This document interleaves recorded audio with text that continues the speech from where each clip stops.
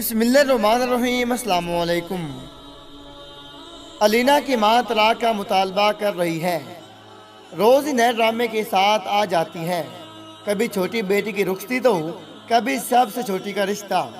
सच्ची बात है, सबों को बस अपने दुख ही दुख लगती हैं, दूसरे की तकलीफ नजर नहीं आती।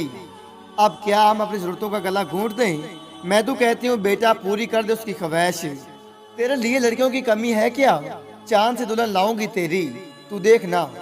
अम्मी शायद सांस लेने को रुकी थी और मेरी सांसें रुकने लगी थी। मैंने तो कह दिया कि मौलवी का इंतजाम कर रखें, जल्दी तलाक दिलवा देंगे, फिर कर लेना अपनी बेटी की शादी जहां तुम्हारा दिल करे। आसिम अभी लौटना नहीं चाहता था। मुझे लगा मुझसे सुनने में गलती हुई है, लेकिन अम्मी की आवाज़ बाज गश्त बन के कानों में गूंजती रही। मैं सर पकड़ के बैठता चला गया। सर में माइग्रेन की लहर पूरी शिद्दत से दौड़ी थी।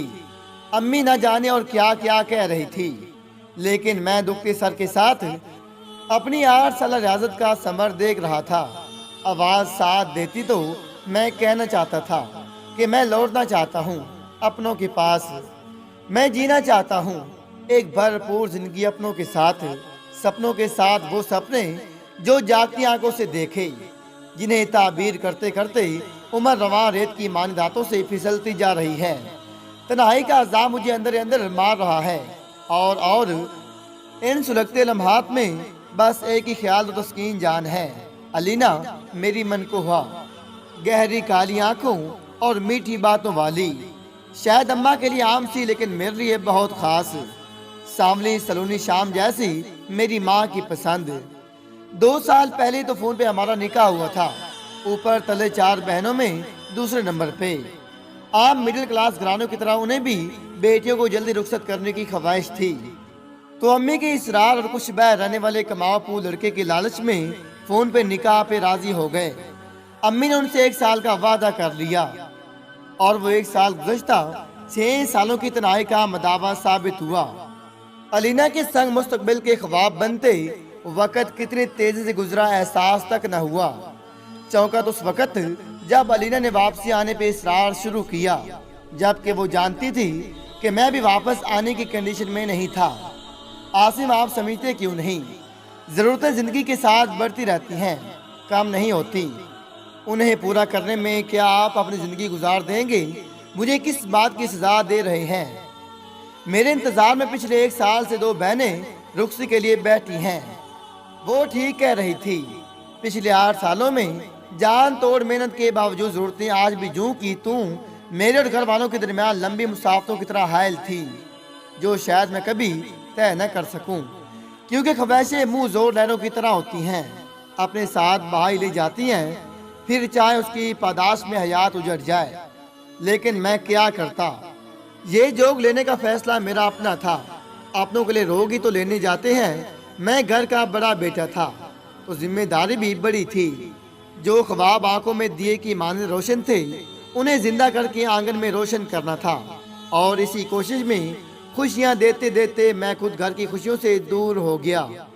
वादे को वफा करने में पता ही न चला कब रिश्ते मेरे हाथों से निकलते चले गए। मेरे पास रह गई तो बस तन्हाई, यादें और कुछ अधूरे ख्वाब। वो सतरंगी आंचल की झलक, वो मेरी पसंद की सब्ज रंग की चूड़ियों की खनक, एक झुका हुआ गुलाबी चेहरा, मेरे नाम से चमकती 2 सितारा आंखें। वो जमीन पे किसी लुटे हुए रागीर की तरह बैठा, खाली आंखों से किसी गैर मरी नुक्ते पे नजर जमाए बैठा था। वीरान आंखें, उदास चेहरा। काल तो कब की कर चुकी थी। फोन उसके पास ही पड़ा जैसे उसके नोहे सुन रहा था। वो खुद से ही बातें कर रहा था कि कमरे में कुछ जरूरी सामान के अलावा कुछ नहीं था। उसका रूम मेट ज्यादा पैसों के असूल के लिए आज छुट्टी वाले दिन भी ओवर टाइम करने गया हुआ था। अपनों से दूर यहाँ आए सब लोगों के दुख एक जैसे ही थे। जरूरतें, पैसे, तन्हाई जो इतनी मेहनत के बावजूद भी खत्म होने का नाम ना लेती थी। और मीलों दूर बैठे अपने समझते थे कि यहाँ पैसे दरख्तों पे लगते हैं। उन्हें दियार गैर में रहने वाले अपने प्यारों का मशीन की तरह काम करने का एहसास तक नहीं होता। और यहाँ रहने वालों के पास रह जाती है तन्हाई और गहरी खामोशी। और खामोशी जब अजाब की तरह पड़ने लगे तो अल्फाज किसी सुनने वाले के मोहताज नहीं रहते। वो बिन बादल बरसात की तरह बरसने लगते हैं। वो भी इसी कैफियत में भीगता जा रहा था। खुद से सवाल, खुद से जवाब, खुद से शिकायत और खुद ही सफाइयाँ। मैं रोना चाहता हूँ। दिल करता है इस खाली वीरान कमरे की दीवारों से सर टकरा कर इसी तरह रोऊं जिस तरह खाला उफत अपने शोर के मरने पर बैन करके रोई थी। और उनके इस तरह रोने पर मेरे भी आंसू निकल आए थे, जो अम्मी ने देख लिए थे और फिर खूब हंसी थी। पागल लड़के, मर्द रोते नहीं। उसी दिन मुझे खुद को मजबूत करना पड़ा कि मैं मर्द हूँ, मर्द रोते नहीं हैं। यूं बेहिसासियत औरत के नाम से मंसूब है। मर्द तो बेहिस होते हैं, रोते नहीं, उन्हें दुख नहीं होता। मर्द के सीने में नाजुक एहसासात का दिल नहीं, कोई फुलाद का टुकड़ा लगा होता है जो धड़कता तो है लेकिन कुछ महसूस नहीं करता। सुना तुमने, मर्द रोते नहीं। वो लम्हा लम्हा दस्ती तन्हाई में अपना दर्द खुद में सिमोए घुटते हैं, अपने दुख अपने अंदर ही लेकर मर जाते हैं, लेकिन रोते नहीं। वो दोनों पैर सुखेड़ के दोनों हाथ टांगों के गिर्द लपेटे चेहरा घुटनों पे गिराए उस वक़्त एक ज़हनी मरीज की तस्वीर लग रहा था। मैं कैसे बताऊं कि मैं भी इंसान हूं। इसी तरह आग, मट्टी, पानी और हवा की अमेज़िश से तख्लीक किया गया। ऐसा सार रखने वाला इंसान मुझे भी दर्द होता है अपनों के दूर हो जाने से। 8 साल से अपनों की जुदाई में मैं जिस तरह जल रहा हूँ, पल पल मर रहा हूँ। वो एक एक पल जो इस दियार घर में खुशियों के एहसास के बगैर गुजारा। मैं कैसे बताऊं इस तकलीफ की शिद्दत। जब जिस दिन हमारी ज़िंदगी की सबसे औलीन ख्वाहिश पूरी हुई, हमारा घर मुकम्मल हुआ था। जिस दिन अबू ने बताया कि कल हम अपने घर में शिफ्ट हो जाएंगे, मेरा कितना दिल किया कि मैं हवा के दोष पे सवार होकर वहाँ पहुँच जाऊँ, अपने घर के आंगन की खुशनुमा हवाओं को अपनी सांसों में उतार लूँ, अपने अब्बू के खुशी खुशी से लड़ते हाथ अपने कंधे पे महसूस कर सकूँ। वो खुशी जो एक उम्र के बाद उन्हें हासिल हुई थी, देख सकूं। अम्मी की वो झलमलाती आंखें अपनी पूरों से पूछ सकूं, जिन्होंने अपनी उम्र गुज़श्ता में बस एक ही ख्वाब देखा। ख्वाब शर्मिंदा ताबीर हुआ था और मैं भी मुस्कुराया था, ये सोच के कि अम्मी अबू के इस ख्वाब की ताबीर में मेरा हिस्सा है। क्या हुआ जो मैं वहाँ नहीं, मेरा एहसास तो है वहाँ। उस दिन भी आंसू अपने अंदर उतार के काल पे सबको मुबारकबाद दी। सब कितना खुश थे तो मैं कैसे उदास रहता। घर वालों की खुशी तो मैं चाहता था। जब आपी और छोटे भाई की शादी मेरे बगैर हो गई, मुझे से ज़्यादा ज़रूरत मुट्ठी भर कागज़ के इन टुकड़ों की थी, जिनमें से मेरी बहनों के मुस्तकबिल के लिए खुशियाँ खरीदी गई थी। और मेरे लिए इससे ज़्यादा खुशी की बात क्या होती कि मेरी बहनें मेरी वजह से आज ससुराल में बाइज़ ज़िंदगी जी रही हैं। मैं नम आंखों के साथ मुस्कुराते कासिम की भेजी हुई उनकी शादी की वीडियो देख के खुश हो गया। कासिम मेरा छोटा भाई, 8 साल पहले वो महज 12 साल का ही तो था। हर वक्त मेरे पीछे लगा रहता, भाई ये भाई वो। उसने जब यूनिवर्सिटी में दाखिला लिया, उस दिन एक बार फिर मेरी आंखें नम हो गई। बड़े बहन भाइयों को छोटे बहन भाई औलाद की तरह अजीज होती हैं। मुझे भी उससे बहुत प्यार था। अभी कल की ही बात लगती है, जो साइकिल पे हमेशा मुझे कस के पकड़ के बैठता था, वो अपनी मोटर बाइक पे यूनिवर्सिटी जाने लगा था।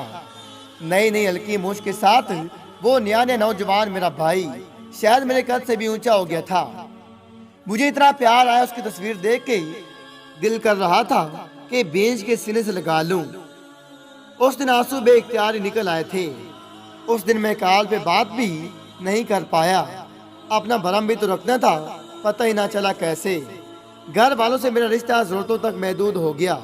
घर का रंगो रोगन, बाइक की मुरम्मत, बहनों की ईदी, उनकी पहली छूछक, घर की आराइश का सामान, 2 छोटी बहनों की फरमाइशें, बहनों के बच्चों की सालगिरह, फैमिली पिकिंग के खर्चे, हर मौसम की अलग खर्चे, छोटी बहनों के जहेज की तैयारी, और हर खर्चे की मद में वो तमाम जमाशुदा रकम जो मैं वापसी के लिए रखता था, घर भेज देता कि उन्हें अब बस इसी की जरूरत थी, मेरी नहीं।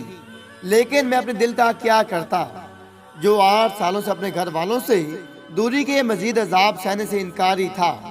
मैं शिकायत करूं तो क्या किसी को एहसास हो जाएगा, और शिकायत करूं भी तो किससे? अपनी प्यारी माँ से, जो 8 साल से रास्ते पे नजरें गाड़ी तो बैठी हैं, लेकिन मजबूरियों के बोझ तले दबी वो ना कह सकी जो उसके दिल में है, जिसको सुनने के लिए मेरे कान तरस गए हैं। हर काल पे अम्मी से बात करते दिल जोर से धड़कने लगता है कि शायद आज अम्मी मुझे कह दें, आसिम बेटा बहुत अरसा हो गया है, अपने बेटे की सूरत नहीं देखी, बेटा लौट आओ।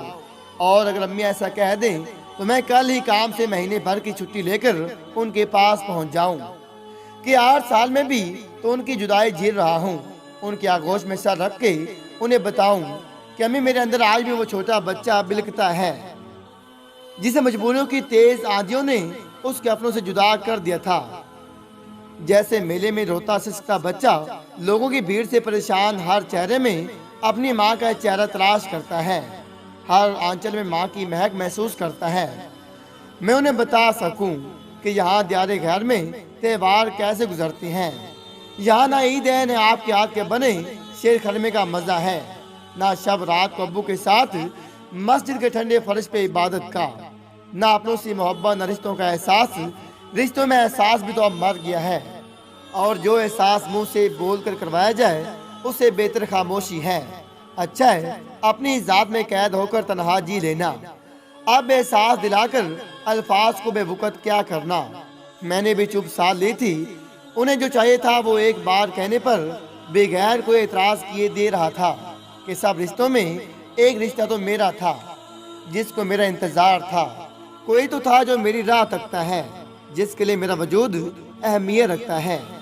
लेकिन आज मेरा दिल भी टूट गया। 2 बहनों की शादी की नवीद और इसकी तैयारी के हुक्म के बाद मुझे सजाए मौत भी साथ ही सुना दी गई थी। वो थके हुए अंदाज में उठा और अपने सिंगल बेड पे चुत लेट गया। सर माइग्रेन की शिद्दत से फट रहा था। ये दर्द भी दियारे गैर का तोहफा था। जबत की शिद्दत से आंखें सुर्ख अंगारा हो रही थी। वापसी मुमकिन नहीं और जीने की ख्वाहिश नहीं। गरम स्याल आंखों के किनारों से निकल के तकिए में जज़ब हो गया। उसने थक के आंखें मूंद ली।